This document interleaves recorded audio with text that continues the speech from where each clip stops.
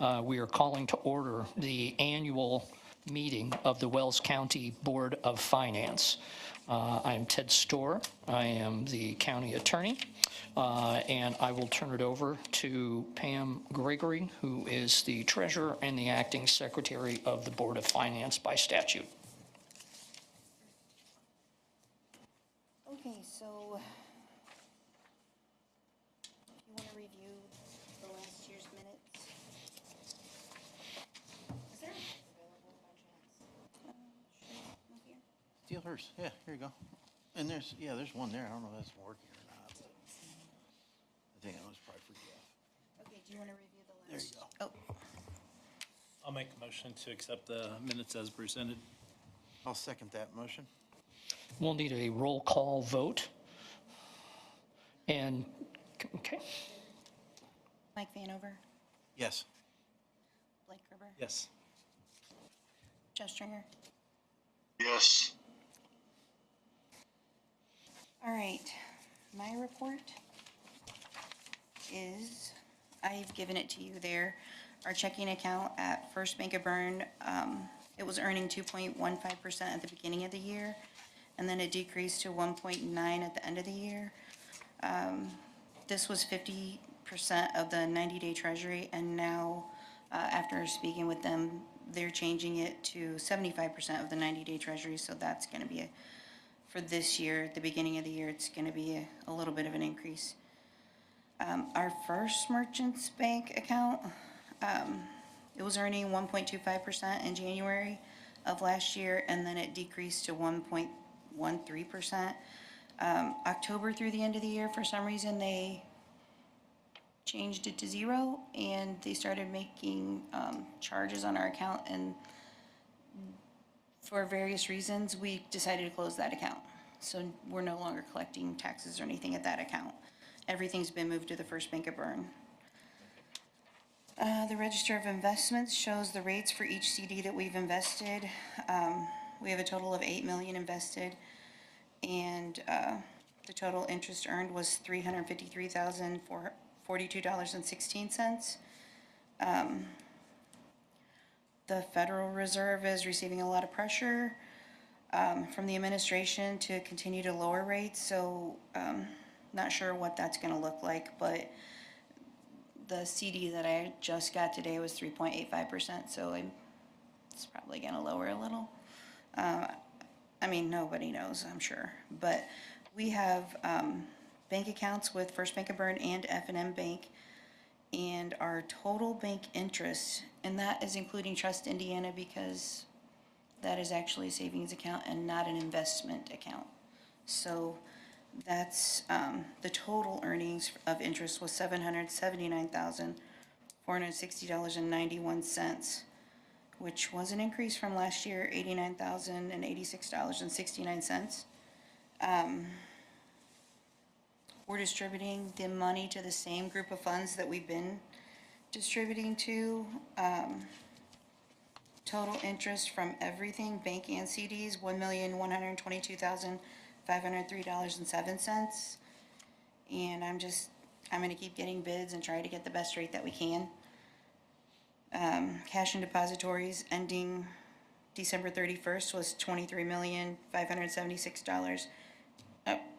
$576,453.08. Sorry about that. So that's really all I have to report. What's Do you have any questions? Rate, Trust Indiana's? I know it fluctuates. What was that at then? I know, I haven't. I think last I looked, it was like 3.87, so it's not much more Different than than, a CD? yeah, So it's fairly fairly close. Yeah. Do we have a limitation of what can be where? Does it make sense to try to more in Trust Indiana? Or are you happy with the balance we have? Well, we could be earning more. I mean, obviously, I don't want to deplete our checking account if a lot of bills are going out. Right. But being that Trust Indiana is liquid, then I could put more there for a little more interest. I mean, right now it's 16 million out of our account that's, not in our checking account. So I don't think there's a limit, especially with the Trust Indiana. There would be if it was only CDs. I believe there's a limit to that, but there isn't with Trust Indiana because of the liquidity. My whole thing is your department, you can make us more. A little more, a little Yeah, more I'm not money. saying, but I don't want to limit you from the standpoint of flexibility of accessing the money and just shortchanging, or we definitely don't want to be late paying our bills either. Right. I mean, obviously, if there wasn't enough money in the account, before I would do anything, I would check with the auditor's office and make sure there isn't gonna be a problem, but if you would prefer I do that, I totally would, Maybe investigate that. a little bit more. Let us know. We can, do you want me to go ahead and do it if she doesn't have a problem with, if the auditor doesn't have a problem with So Trust Indiana, we have how much right now? 8 million? Wait, 8 million? That's what you show. We have a total of 8 million invested at this time, so Yeah, we do. maybe bump it up to 10, but as long as it doesn't. Yeah, I'm not against it. And if we have to get it out, we can get it out.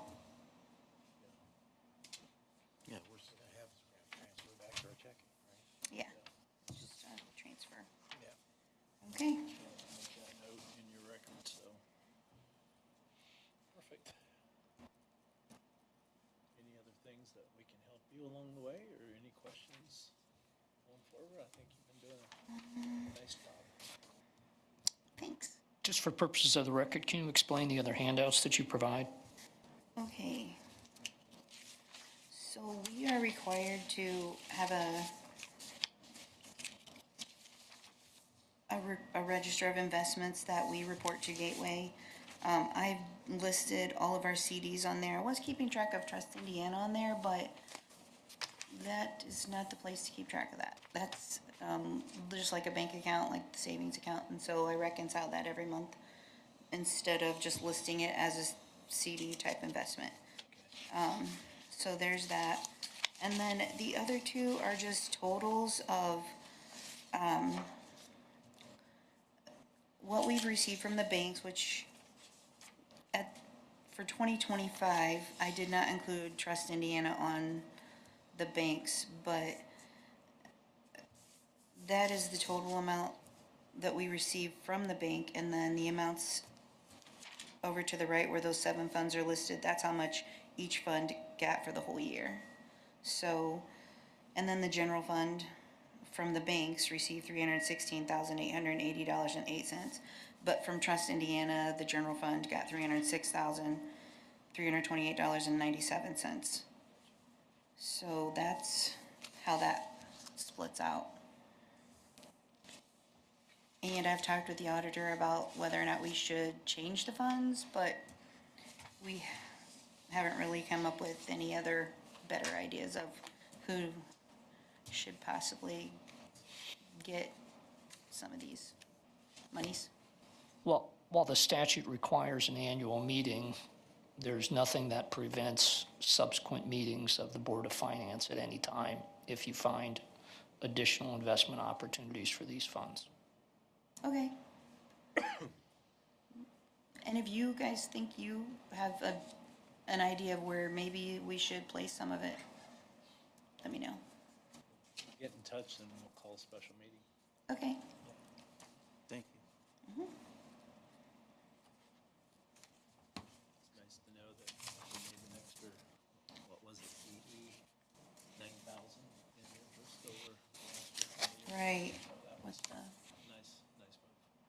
even though the interest went down a little bit. Right. So keep up the good work. Thanks. Try.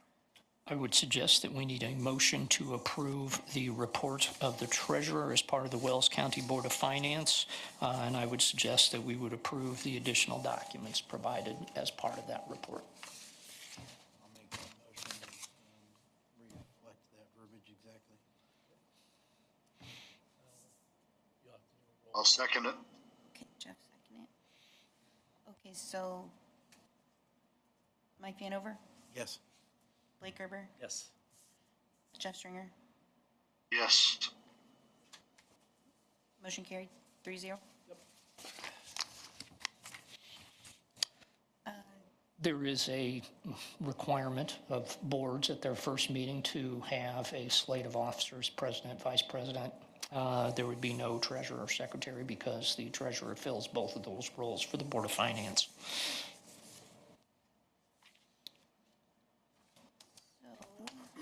Well, I would like to make a motion to carry over the same structure that we have entertained in previous years. I'll second that. Okay, Mike Vanover, Yes. Blake Gerber, Yes. Jeff Stringer. Yes. All right, motion carried, 3-0.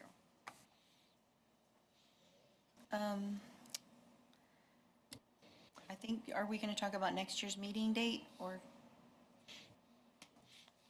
I think I saw January 19th. It's probably the Tuesday after. Yeah.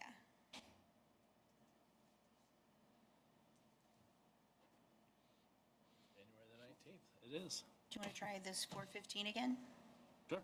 Okay.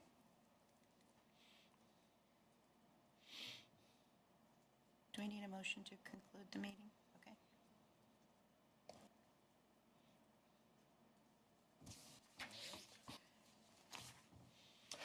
Was any other business before the Board of Finance or questions of the treasurer? Have none. With that, I'm going to step in the role of our treasurer, but I would ask for a motion to adjourn. Motion to adjourn? Second. Mike Vanover, Yes. Blake Gerber, Yes. Jeff Stringer. Yes. Motion carried, 3-0. Meeting adjourned. We are adjourned until January 19th, 2027, or any other special meeting requested. Okay. And I just need these signed. Absolutely. Yeah, thank you for squeezing me in. Absolutely.